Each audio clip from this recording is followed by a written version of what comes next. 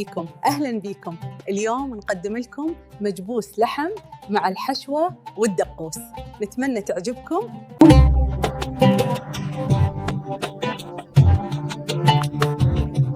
بنحط الطاسة على النار بشوية زيت، وبعدين بنحط اللحمة ونديها صدمة من الجانبين. نضيف نص كوباية مية مغلية،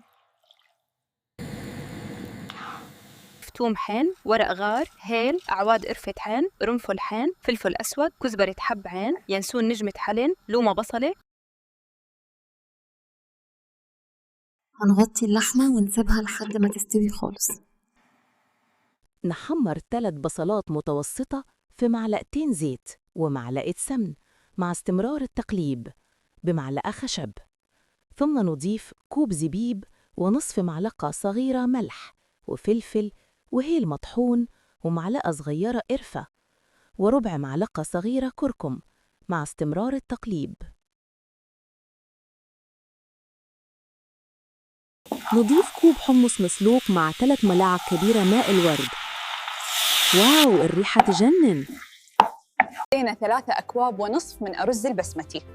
بعد غسلها عدة مرات نصفيها جيداً ونغطيها بالماء المغلي لمدة 20 دقيقة، ثم نضع طنجرة على النار، بها ربع كوب من الزيت مع معلقة كبيرة من السمن، ونضيف الفلفل الأسود صحيح والليمون الجاف وأعواد القرفة والورق اللورة مع بصلة صغيرة مبشورة ومعلقة كبيرة ملح ومعلقة صغيرة هيل مطحون. ثم نصفي الأرز ونضيفه مع الماء ويترك على نار عالية لمدة 5 دقائق، ثم نخفض النار ويترك 5 دقائق أخرى، ونضيف إليه صبغة الزعفران ونغطي القدر ونتركه 15 دقيقة على نار هادئة حتى ينضج، ثم نبخره بالفحم والسمن حتى يعطينا رائحة الشواء.